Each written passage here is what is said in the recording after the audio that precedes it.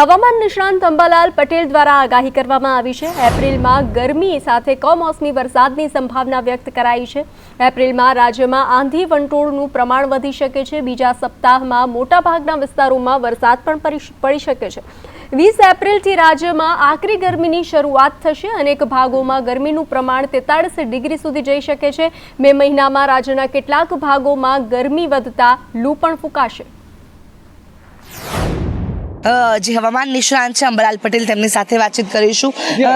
કાકા, કેવું વાતાવરણ રહેશે આવનારા દિવસમાં, કારણ કે જે તડકા પડી રહ્યા છે, એપ્રિલ મહિનો કેવો રહેશે? એપ્રિલના પ્રથમ સપ્તાહમાં 7 એપ્રિલ સુધીમાં વાદળવાયુ આવશે અને ગુજરાતના કેટલાક ભાગમાં છાંટા પડવાની શક્યતા રહેશે। જ્યારે એપ્રિલના બીજા સપ્તાહમાં તારીખ 12 થી 15માં હવામાનમાં મોટો પલટો આવશે અને આ પલટાના કારણે રાજ્યના કેટલાક ભાગમાં વરસાદ થવાની શક્યતા રહેશે। એપ્રિલ માસના અંતમાં પણ હવામાન પલટો આવશે, એટલે એપ્રિલ માસમાં આંધી વંટોળનું પ્રમાણ વધશે અને પવનનું પ્રમાણ વધશે। એટલે આ માસ જે છે એમાં લગભગ વંટોળ, આંધી અને સાથે સાથે ગરમી, આકરી ગરમીથી જનધનની કાળજી રાખવાની જરૂર રહેશે। જેની આંધી વંટોળનું જે પ્રમાણ છે એ મે માસમાં પણ રહેવાની શક્યતા રહેશે।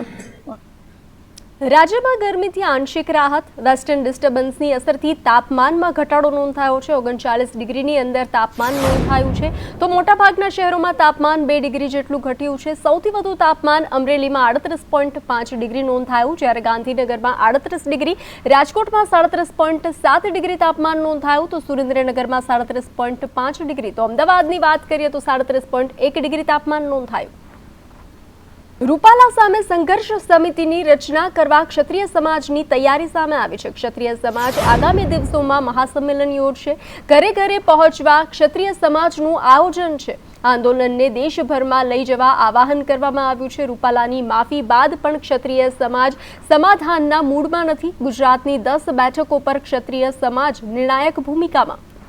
રૂપાલા વિવાદિત નિવેદનનો વિવાદ વધુ વકર્યો છે। અમદાવાદમાં યોજાઈ રાજપૂત અગ્રણીઓની બેઠક। બોપલ ઘુમા રાજપૂત સમાજના અગ્રણીઓની બેઠક યોજાઈ હતી। રૂપાલાનું નિવેદન માફી યોગ્ય નહીં તેવું નિવેદન ક્ષત્રિય અગ્રણી દ્વારા કરવામાં આવ્યું છે, તો રૂપાલાની ટિકિટ રદ કરવામાં આવે તેવી માંગ પણ કરવામાં આવી છે। મોટી સંખ્યામાં મહિલા, પુરુષો, આગેવાનો એકત્ર થયા હતા। કેન્દ્રીય મંત્રી પરસોત્તમ રૂપાલાને લઈને ઠેર ઠેર વિરોધ પ્રદર્શન કરવામાં આવી રહ્યા છે। વિવાદ સતત વકરતો જઈ રહ્યો છે, ત્યારે વધુ એક બેઠક રાજપૂત સમાજની આજે બોપલ ખાતે મળી હતી। જે પ્રકારે ઠેર ઠેર વિરોધ કરવામાં આવી રહ્યો છે, છેલ્લા ઘણા સમયથી આપની માંગો છે, ત્યારે આગામી સ્ટેપ આપનું શું હશે? પુરુષોત્તમ રૂપાલાજીએ જે સ્ટેટમેન્ટ આપ્યું છે કે બેટી વ્યવહાર ને બધું થતો તો અમારે જે તદ્દન અમારી સંસ્કૃતિને વિરુદ્ધ બોલ્યા છે અને એ અમને જરા પણ સહન કરી ના શકીએ। રૂપાલાજીની ટિકિટનો અમે કહીએ છીએ કે ટિકિટ આપો નહીં, એને કઈ બી જગ્યાએ લડે નહીં। એક જ નિર્ણય છે અમારો કે પુરુષોત્તમ રૂપાલાની ટિકિટ રદ કરવામાં આવે। રાજકોટથી નહીં પણ અન્ય જગ્યાએ પણ એમને ટિકિટ આપવામાં ન આવે। રજૂઆત તો એટલી જ છે કે પુરુષોત્તમભાઈ રૂપાલા અમારે ન જોઈ, કેમ કે ગંદુ પોલિટિક્સ રમવામાં એ કદાચ અધિપતિ છે, એટલે ગંદુ પોલિટિક્સ અમારે ન જોઈએ। અમારે સમાજને સ્વસ્થ રાખવો છે, દેશને સ્વસ્થ રાખવો છે। જે સ્વાભિમાનને જે ઠેસ પહોંચી છે ને, એનું તો કોઈ કહેવાય કે માફી તો છે જ નહીં એની। આ અત્યારે જે બેડ પોલિટિક્સ જે રૂપાલાભાઈ જે રમે છે એ મને જરી કંઈ ગમ્યું નથી, અને અમારા સમાજની જે દીકરી અને મા ઉપર જે એમને વાક્ય આપ્યું છે એ મને તદ્દન એનાથી નફરત થઈ ગઈ છે। કેમેરામેન ચેતન પરમાર સાથે દિવ્યાબા ચૌહાણ, સંદેશ ન્યૂઝ, અમદાવાદ। રૂપાલાની વિવાદિત ટિપ્પણીનો વકરતો વિવાદ। મહાકાલ સેનાના પ્રદેશ અધ્યક્ષ વિજયસિંહની પ્રતિક્રિયા સામે આવી છે। રોટી બેટીનો વ્યવહાર ક્ષત્રિય સમાજના ઇજ્જતની વાત છે। રૂપાલાની બીજી વારની માફી અમારું ડબલ અપમાન છે, તો વિવાદ હવે રાજકોટ પૂરતો મર્યાદિત નથી। રૂપાલાની ટિકિટ રદ થાય તેવી માંગણી કરવાનું નિવેદન વિજયસિંહનું સામે આવ્યું છે। અમારા સમાજની માંગ એક જ છે કે રૂપાલાજીની ટિકિટ ત્યાંથી રદ કરવામાં આવે, અને એ એટલા માટે છે કે રોટી અને બેટીનો વ્યવહાર એટલે એ અમારા ઇજ્જત ઉપર આવ્યું છે, અમારા બેન દીકરીઓ ઉપરનો પ્રશ્ન છે, અને જ્યાં માન મર્યાદાનો પ્રશ્ન આવતો હોય ત્યાં સમાધાન ના હોય। જ્યારે બીજી વાર રૂપાલાજીએ માફી માગી એ ખરેખર અમારા માટે ડબલ અપમાનજનક કરાવ્યું છે, અને રૂપાલાજીની ટિકિટ રદ થાય એટલા માટે થઈ અને અત્યારે હાલ દરેક જગ્યાએ બેઠકો ચાલી રહી છે। તો રૂપાલા વિવાદિત ટિપ્પણીનો વિવાદ વધુ વકર્યો છે. ગુજરાત યુથ કોંગ્રેસના ઉપપ્રમુખે નારાજગી વ્યક્ત કરી છે. રૂપાલાએ પર્સનલ માફી નથી માંગી તેવું ઋતુરાજ ચુડાસમાનું નિવેદન સામે આવ્યું છે. રૂપાલાએ પક્ષ તરફથી માફી માંગી છે. રૂપાલાએ ક્ષત્રિય જ નહીં પરંતુ ભગવાન રામનું પણ અપમાન કર્યું છે. ભાજપ રૂપાલા વિરુદ્ધ શિસ્તભંગના પગલાં લે તેવું નિવેદન ઋતુરાજનું સામે આવ્યું છે. માફી માટે કોઈ આગેવાન નક્કી નહીં કરે, ક્ષત્રિય સમાજની 90 સંસ્થાઓ નક્કી કરશે. ભારતીય જનતા પાર્ટીનું કહેવા માગું છું કે રૂપાલાજીએ જે બોલ્યા છે, તમે એક બાજુ એવું કહેવા માગો છો કે રામ ભગવાન અમારા રામનામે તમે વોટ માગો છો, એ જ રામ ક્ષત્રિય હતા તો આખા તમે ભારતનું તમે અપમાન કરો છો. તો તમે સાચા જ માગતા હોય તમે તો ભારતીય જનતા પાર્ટી હું કહેવા માગું છું કે ભાઈ આ રૂપાજીની 26માં એક પણ ટિકિટ ના મળવી જોઈએ. 5 એમને ઘરે બેસાડવા જોઈએ, શિસ્તભંગના એમના પગલાં લેવા જોઈએ. તો રૂપાલાએ ક્ષત્રિય સમાજના વિરોધ અંગે બોલવાનું ટાળ્યું. રાજકોટના કાર્યક્રમમાં હાજરી આપી પરસોત્તમ રૂપાલા રવાના થયા હતા. ખાનગી ફોર્મના ઉદ્ઘાટન કાર્યક્રમમાં રૂપાલા આવ્યા હતા. રૂપાલાએ કોઈપણ પ્રકારનું નિવેદન આપવાનું ટાળ્યું હતું.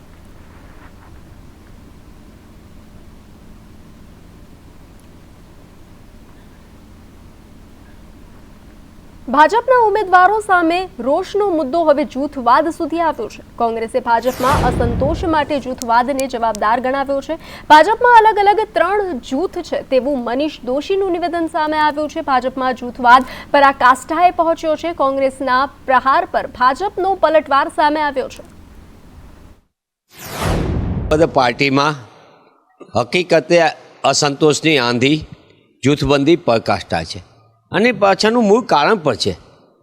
જૂના પાયાના કાર્યકર્તાઓ, આગેવાનો વર્ષોથી પોતાની મહેનત સિંચનથી પાર્ટી ઊભી કરી હોય એવા વિચારધારા સાથે સંકળાયેલું એક જૂથ છે આખું, જે અત્યારે બિચારા કોરાને મુકાના છે, એનું અપમાન થાય, અવગણના થાય એવું એક મોટું જૂથ છે.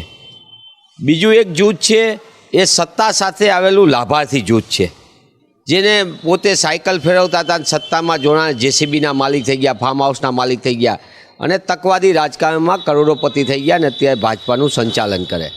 ત્રીજું એક જૂથ છે એ પક્ષપલટુનું જૂથ છે કે જેઓ આવ્યા પક્ષપલટો કરીને અને સીધા સાહેબ તરીકે બેસી ગયા અને ઓર્ડર ફાળવા માંડ્યા. એમને કાંઈ લેવા દેવા વિચારધારા કોઈ આરે નથી. એમને આ એ 2014નું ભારત નથી કે જ્યારે યુપીએ આખા પેપરની અંદર પોતાના ભ્રષ્ટાચારથી આખા પેપરો ભરાઈ ગયા હતા અને આદરણીય પ્રધાનમંત્રી મનમોહન સિંહને એવું કહેવું પડતું હતું કે અપનો કે બીચ મેં ભી જાને મેં અબ શર્મ આતી હૈ. અને જ્યાં સુધી જૂથવાદની વાત છે તો એના માટે કોંગ્રેસ ઇઝ ઇક્વલ ટુ જૂથવાદ, કારણ કે પરિવારવાદ હોય, પ્રાંતવાદ હોય, ડિવાઈડ અને રૂલ કરોની જે તમારી નીતિ છે અને તુષ્ટિકરણની રાજનીતિ, એનો પર્યાય ખુદ કોંગ્રેસ છે. અને ક્યાંય દૂર જવું નથી. તમે અમારા કાર્યકર્તા અને નેતાઓની ચિંતા ના કરો. દિયોદરના એમએલએ કેશાજી ચૌહાણના કોંગ્રેસ પર પ્રહાર. આગથડા ખાતે રેખા ચૌધરીની સભામાં નિવેદન આપ્યું. કેશાજીએ કોંગ્રેસને કડવા બીજવાડા સાથે સરખાવી કડવા બીજવાડાના વાવેતર ગામમાં ન કરતા તેવું નિવેદન કેશાજીનું સામે આવ્યું. કડવો બીજવાળો ગમે ત્યારે નડે છે. તમારો વોટ સાચી દિશામાં પડે તો સમસ્યાઓનો હલ થાય, તમારો વોટ જો અવળો પડે તો સમસ્યાનું સર્જન થાય તેવું નિવેદન કેશાજી ચૌહાણનું સામે આવ્યું છે. કોંગ્રેસ એટલે આનો ઘણો કોઈ નામ લેવરે ને કોંગ્રેસ એટલે કડવો બીજવાળો. આ કડવા બીજવાળાનો વાવેતર તમે તમારા ગામમાં ના કરતા એની વિનંતી કરું છું, નહીં તો કડવો બીજવાળો ગમે તારે નડે. આ વાત તો તમે સમજો અને એટલા માટે આપણે વિકાસ જોઈએ છે. બનાસકાંઠામાં લોકસભાની ચૂંટણીનો જંગ જામ્યો છે. ત્યારે ભાજપના ઉમેદવાર રેખાબેન ચૌધરીએ વડાપ્રધાન નરેન્દ્ર મોદીના નામે મત માંગવાની શરૂઆત કરી છે, તો કોંગ્રેસના ઉમેદવાર ગેનીબેન ઠાકોરે ગરીબીની દીકરી હોવાનું કહીને મતદારોને રીઝવવાનો પ્રયાસ કર્યો છે.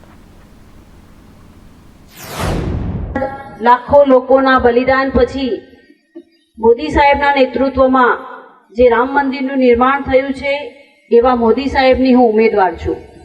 સામેના પક્ષના બેન જાતિવાદ ઉપર ચૂંટણી લડી રહ્યા છે, જ્યારે હું બનાસની સેવા કરવા માટે ચૂંટણી લડી રહી છું. કે હું ભલે આર્થિક રીતે ગરીબ પરિવારની દીકરી હોઉં કે તમારી બેન તરીકે, દીકરી તરીકે જેટલું થાય એટલું સારું કરવા માટેનો પ્રયત્ન કરીશ. કે આજે અમારી પાસે 18 આલમ તમામ સમાજની જરૂર છે કોંગ્રેસ પાર્ટીને, અને જ્યારે તમે અમને મદદ કરશો ત્યારે હું કહું કે ના કહું તમે અમને વેત નમશો તો કાલે હાથ નમવાની જવાબદારી એ ઠાકોર સમાજની અને અમારા કોંગ્રેસના તમામ આગેવાનોની છે. તો આ સાથે મહત્વના સમાચાર. શંકર ચૌધરીએ પહેલીવાર ગેનીબેનને જવાબ આપ્યો છે. લોકસભા ચૂંટણીમાં શંકર ચૌધરીનો ગેનીબેનને જવાબ. ગેનીબેનનું નામ લીધા વગર શંકર ચૌધરીએ આડે હાથ લીધા હતા. લોકો મને આવીને કહે છે કે શંકરભાઈ, શું આ ડેરીની ચૂંટણી છે? એજન્ડા જ ખબર નથી કે આ ડેરીની ચૂંટણી છે કે લોકસભાની. એના કારણે ડેરીમાં એક પણ ડિરેક્ટરનો ફેરફાર ના થઈ શકે. તેમની પાસે બીજો કોઈ એજન્ડા જ નથી. આથી ડેરી કરે છે. હવે એમને બિચારાને કહેવું શું? એટલે ડેરી વચ્ચે લાવે છે. શું એ કહી શકે છે કે નરેન્દ્ર મોદી માટે શંકર ચૌધરી શું 370 હટાવી એના પર બોલી શકે છે? ગરીબોને અનાજ આપ્યું તેના પર કંઈ બોલી શકે છે? ઉમેદવારની બાબતમાં પણ કંઈ બોલી શકે તેમ નથી. ઘણા તો મને આઈને કહે છે કે શંકરભાઈ શેની ચૂંટણી છે? મને કે ડેરીની ચૂંટણી આવી છે. મને પૂછે કે ડેરીની ચૂંટણી છે? મેં કીધું ના, એને હજુ વાર છે. તો મને કે એજન્ડા એમને સમજણ જ નથી કે ડેરીની ચૂંટણી છે. મેં કીધું એના કારણે ડેરીમાં એક પણ ડિરેક્ટરમાં ફેરફાર ના થાય. બીજા કોઈ એજન્ડા તો હોવા જોઈએ. હવે એમને બિચારાને કહેવું શું? હવે એમ કેવું આ મોદી સાહેબ માટે કંઈ કહીએ કે તો ઉમેદવારની બાબતમાં કંઈ કહી શકે? તો ના, ઉમેદવાર ભણેલા ગણેલા છે, હોશિયાર છે. ગલબાભાઈના ત્યાં આગળ સેવાના સંસ્કારો મળેલા છે, એમાંય કંઈ કહેવું નથી. તો પછી કેવું શું? મને લાગે છે કે જે પેલું હોય ને થોડુંક ઠીક હોય ને ખમે હોય ને બરાબર મારે. હું તો કહું છું કે આમને એમ ચાલુ રહે સારું. આ અઠવાડિયામાં સમજણ પડી ગઈ છે અને હવે અઠવાડિયું હજુ આમને ચાલવા દો તો જિલ્લો શું જવાબ આપે છે તમે બેઠા બેઠા જુઓ. તો પ્રચાર દરમિયાન ગેનીબેન ઠાકોરે જે શંકર ચૌધરી પર પ્રહારો કર્યા હતા તેનો જવાબ આપવામાં આવ્યો છે અને શંકર ચૌધરી દ્વારા ગેનીબેનને પ્રથમ વખત જવાબ આપવામાં આવ્યો છે. શંકર ચૌધરીએ પહેલીવાર ગેનીબેનને જવાબ આપ્યો છે.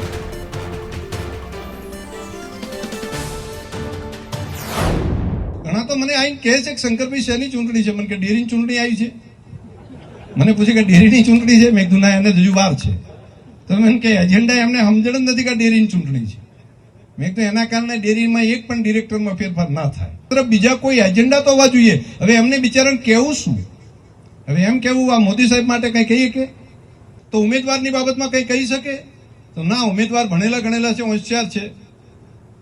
ગલબાભાઈના ત્યાં આગળ સેવાના સંસ્કારો મળેલા છે, એમાંય કંઈ કહેવું નથી. તો પછી કેવું શું?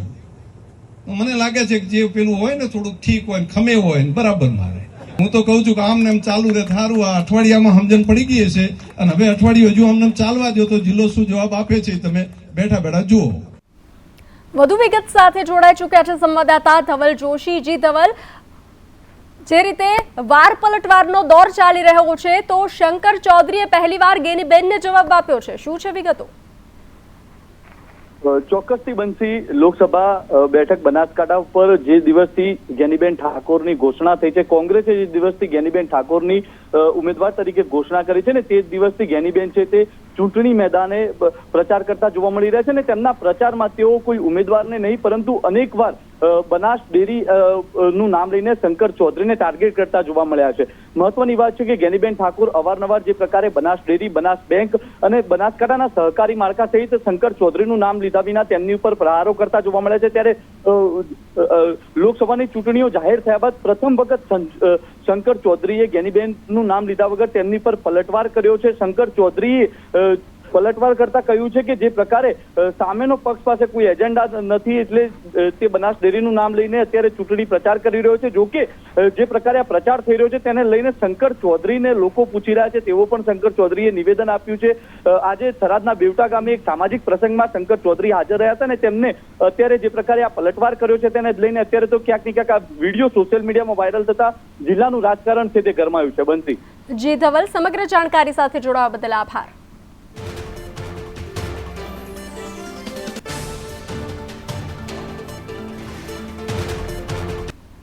તો ખેરાલુમાં અર્બુદા સંગઠનની સભા યોજાઈ હતી. સંગઠનની સભામાં વિપુલ ચૌધરીનું નિવેદન સામે આવ્યું છે. ભાજપે મારા સમાજને ઘણું આપ્યું છે, આથી હું ભાજપની સાથે છું. છેલ્લા 3 દાયકામાં વેપારીકરણ વધ્યું છે.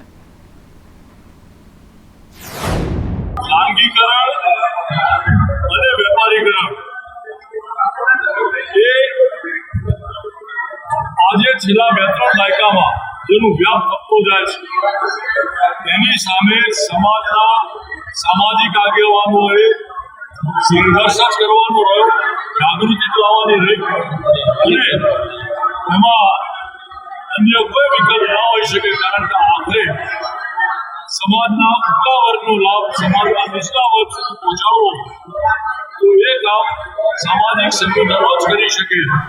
ચુવાડિયા કોળી સમાજની શિહોરમાં બેઠક યોજાઈ હતી.